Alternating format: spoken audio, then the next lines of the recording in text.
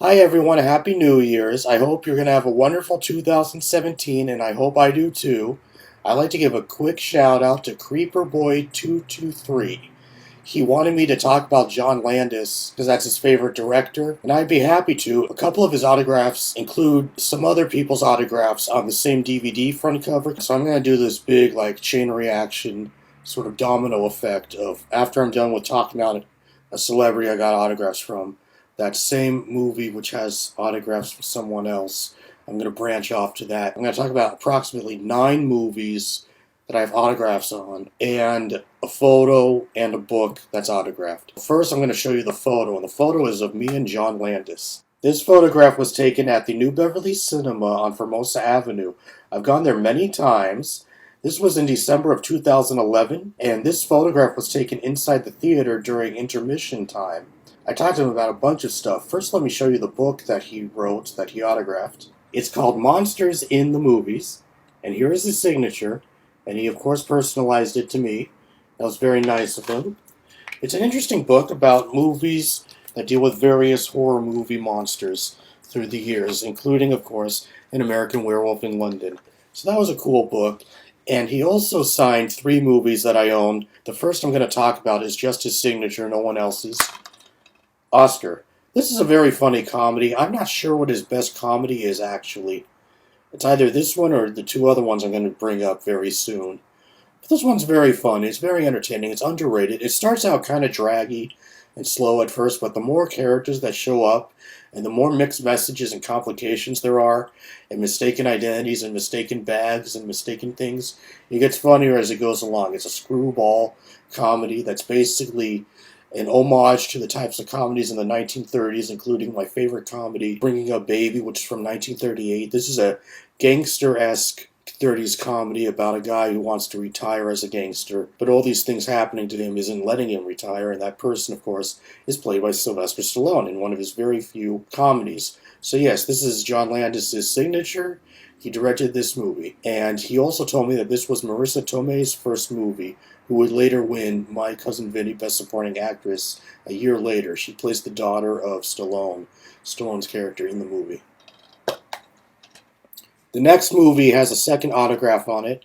This is Coming to America. Of the 3 films that Eddie Murphy and John Landis made together, the other 2 being Trading Places and Beverly Hills Cop 3, this is, I think, the best of the 3 they worked on together.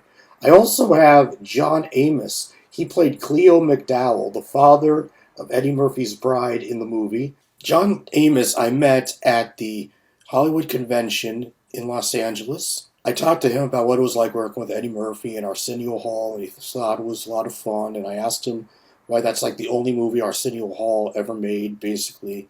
And he said that Arsenio Hall doesn't want to make movies, it doesn't want to get up so early in the morning and be on a set for hours. He wants to do more TV and thinks TV is much easier for him. But he said that he enjoyed working with Eddie Murphy. And yeah, John Amos was an interesting person to talk to. And I also talked to him about him working on Die Hard 2 since he played one of the bad guys in that movie. So that was an enjoyable conversation. Now, getting back to John Landis, the other John, the last thing that he autographed is the Blues Brothers. This second autograph in gold you see right here by the word blues, I met Dan Aykroyd. For John Landis, I asked him why the sequel is called Blues Brothers 2000 if it was released in 1998. And he says it was just like an in-joke, like Death Race 2000 or those kinds of movies. I don't know, I didn't really get the joke, really. But this is a very funny movie, it's a lot of fun. Before I talk about Dan Aykroyd, I have to do a little tribute thing, even though I never met this next person. Carrie Fisher is in this movie. And I found out online, like the day she died, or maybe the next day when tragically Debbie Reynolds died, who I have met, and you can watch that on my video, 1950s Movies Autographed. But getting back to the daughter, Carrie Fisher, I found out that she was engaged to Dan Aykroyd at some time, and she really hit it off with both Dan Aykroyd and John Belushi. 2020 recently, they did a retrospective of both Carrie Fisher and Debbie Reynolds. And when they were talking about Carrie Fisher, they had some interview footage of back in the day of like the early 80s and stuff.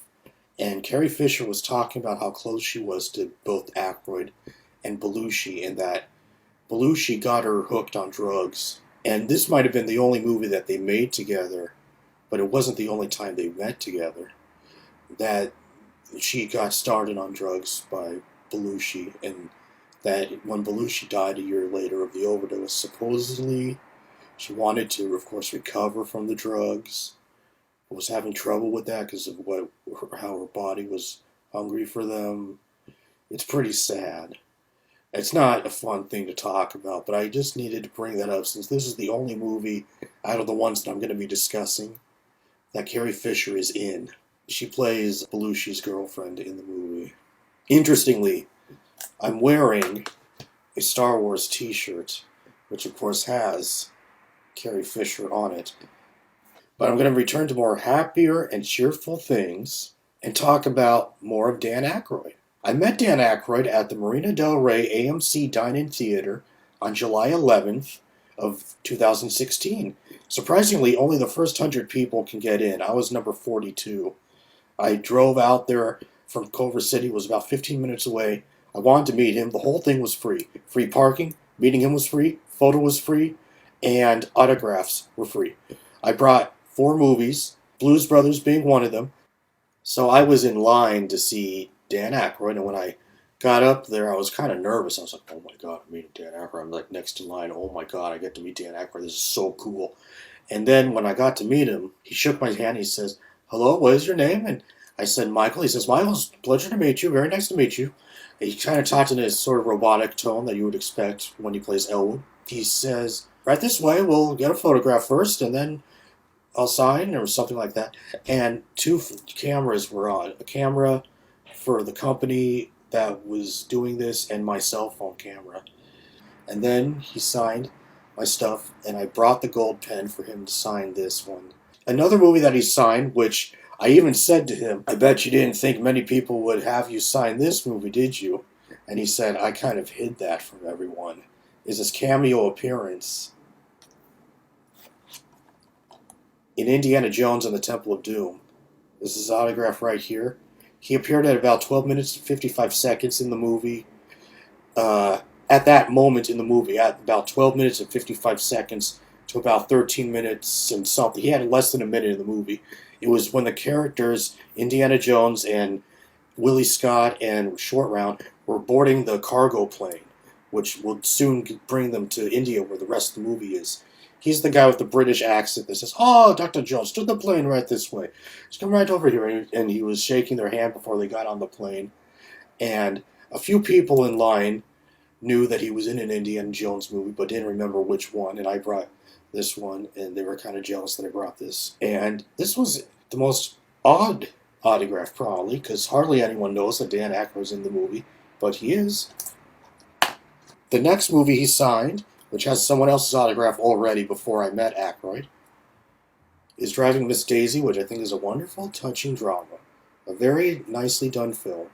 And for those who haven't seen it, Dan Aykroyd plays the son of Miss Daisy right here. So Dan Aykroyd signed it in blue ink. On the top is Bruce Beresford. He's the director of the movie. And I met the director at the Chinese theater inside the Sixplex for a screening of Breaker Morant. I went up to him when he was in the hallway and asked him nicely if he could sign my Blu-ray cover of Driving Miss Daisy, and he said sure. And he signed it, and he seemed like a very nice guy. I don't remember much else after that. The final thing that Dan Aykroyd signed already has a lot of signatures. The campaign. He signed it where Will Ferrell's clothings are. It's also signed by Madison Wolfe, who plays the daughter of Will Ferrell. She played the character Janet in Conjuring 2. I met her at the Aero Theater in Santa Monica for a free screening of The Conjuring 2. She also signed the poster, and I said to her, looking forward to your career. And she said, thank you very much. And on the bottom is John Lithgow. I met him at the LACMA Theater for a free screening of a movie called Love is Strange. As a matter of fact, both John Lithgow and Dan Aykroyd play brothers in this movie. They play the Mach brothers. And in the middle is Zach Galifianakis. That's, of course, this guy right here. I met him at the Cinefamily Silent Movie Theater, which is on Fairfax Avenue. It was an interesting way how I met him. Doug Benson does these sort of like audio commentaries, except they're comedic, sort of like the Mystery Science Theater 3000 things. And he has special guests, but he doesn't announce who they'll be. And they're usually people that are probably just getting into the business that not many are familiar with anyway. But he has, in the past, sometimes brought Zach Galifianakis, sometimes brought Sarah Silverman, sometimes brought Ed Helms, sometimes brought Seth Rogen. I've never been to this before. That's just what I read online on the website, that they would sometimes have a few comics that got in the business big time that Doug Benson knows and invites over. So I brought a handful of movies featuring either Zach Galifianakis, Sarah Silverman, Ed Helms, who was already in The Hangover with Zach Galifianakis, and Seth Rogen. And for all I know, it couldn't be any of those, maybe. I mean, it's totally random. It never says online who he's going to bring. So it turns out at this time, he said, I brought Zach Galifianakis for the commentary.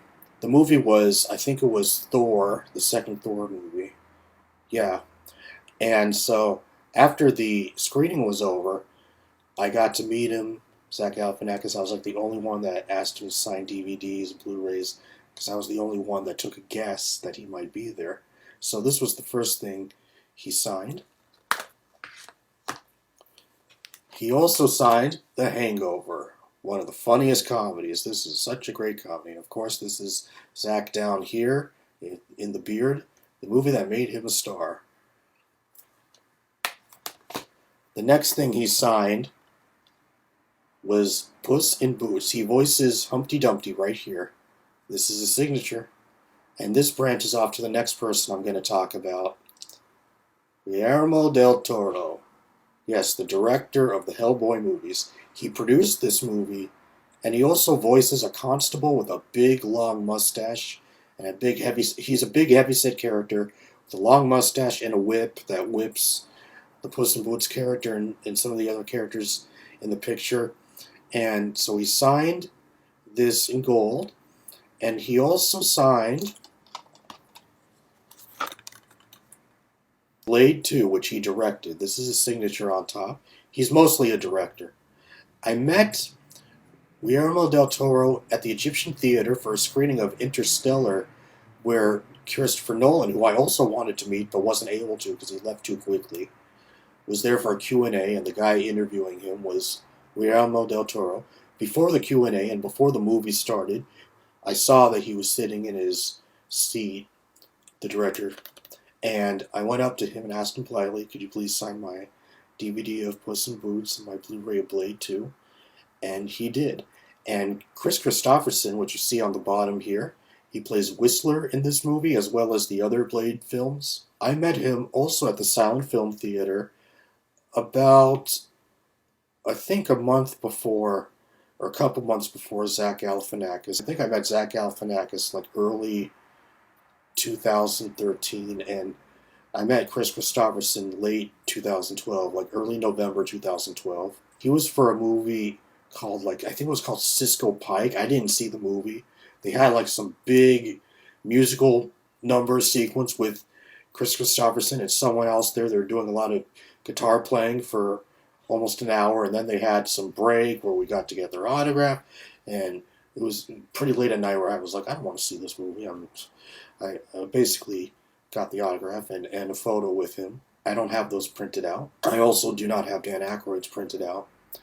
But, yes, I did get to meet Chris Christopherson and Guillermo del Toro, who both worked on Blade 2.